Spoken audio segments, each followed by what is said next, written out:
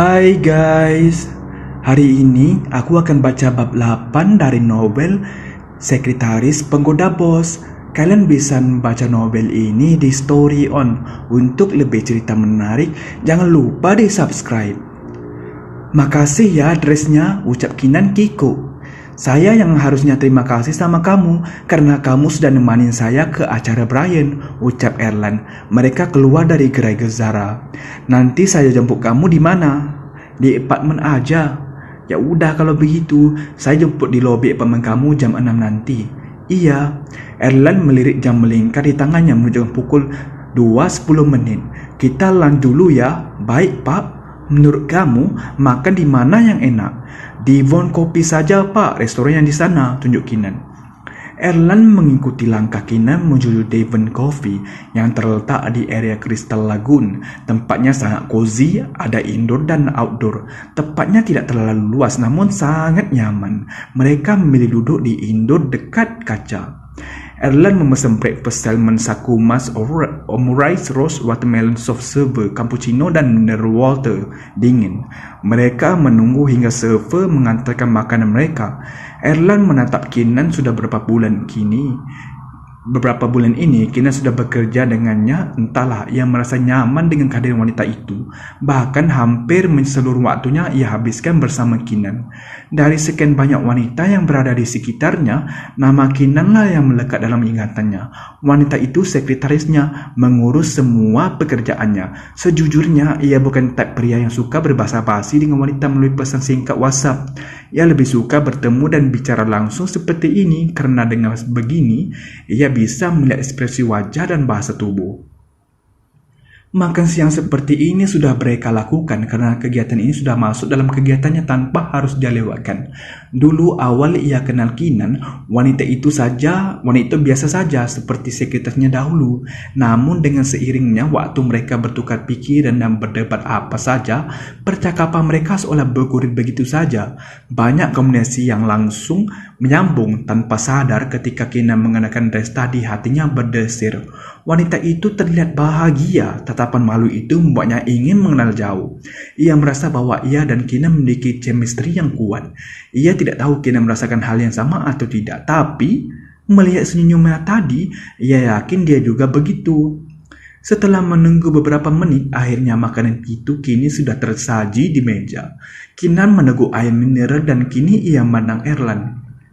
Apa pacar kamu tahu kalau saya mengajak kamu malam ini keluar? Tanya Erlan memasukkan salmon ke dalam mulutnya. Enggak, ucap Kinan. Ia membuka tasnya, berharap bahwa Fabian menghubunginya, namun hasilnya nihil. Kinan menarik nafas. Saya dan dia lagi marahan karena tadi pagi saya mengatakan bahwa minggu depan saya ada perjalanan dinas ke New York. Lalu dia mendiami saya, bahkan WhatsApp saya tidak dibalas olehnya. Erlan makan dengan tenang. Ia menatap Kinan. Apa pacar kamu sering menghilang berhari-hari saat bertengkar? Kinan mengangguk. Iya, dia seperti itu, bahkan pernah mendiami saya sehingga seminggu. Pasangan kamu belum dewasa. Dia belum sanggup menghadapi konflik karena keburu cemas. Sepertinya begitu, dia hanya malas berdebat dengan saya dan tidak mau ribut. Nanti juga akan menghubungi saya kalau amarnya reda, gumam Kinan. Apa kamu tidak mencari tahu kemana dia ngambek? Itu cukup aneh menurut saya. Atau dia sengaja melakukan itu demi menghindari kamu dan bersama pasangannya yang lain. Kinan lalu menatap Erlan. Ia mengerutkan dahi dan lalu berpikir, Fabian tidak seperti itu. Saya tahu dia pria baik-baik. Saya mengenalnya baik selama 2 tahun ini. Kamu terlalu positif. Menurut saya banyak pria sekarang hanya berkedok rohani, tapi itu menutupi sesuatu darinya. Saya hanya aware terhadap kamu. Kamu harus main lebih jauh. Kenali kemana dia bergaul, kemana dia pergi, dengan siapa lagi dia ngambek. Kinan menelan ludah. Selama ini ia memang kurang mengenal Fabian. Ia pernah diajak beberapa kali teman prianya, namun di sana tidak ada wanita. Jadi ia yakin Fabian tidak mungkin berselingkuh. No, dia tidak mungkin berselingkuh karena setahu saya dia tidak menyimpan kontak wanita di WhatsApp-nya. Saya juga pernah beberapa kali diajak mengumpul ke teman-temannya dan semuanya pria. Dia sering nge-gym, tanya Erlan. Iya, dia sama seperti saya. Kita sama-sama morning person, pacaran cukup sehat dan dia menjaga saya dengan baik. Apa yang dijaga? Tanya Erlan penasaran. Setidaknya dia tidak pernah melakukan pelecehan seksual dengan saya sebelum kita benar-benar menikah. Jarang ada kan pria seperti itu, ucap Kinan, memasukkan dagingnya dalam mulutnya. Jadi, selama pacaran kalian tidak pernah bersentuhan? Maksud saya tidur bersama? No, dia rajin ibadah. Erlan, dia bukan pria bejat seperti di luar sana. Yakin rajin ibadah?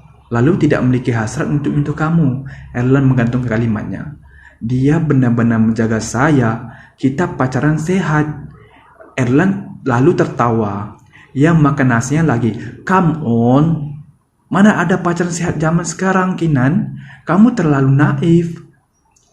Ada, buktinya saya saling mendukung, tidak saling membatasi hal-hal yang tidak baik, dan kita tidak pernah mendekati yang namanya aktivitas seksual dalam bentuk apapun. Saya tidak percaya ada seorang pria seperti itu.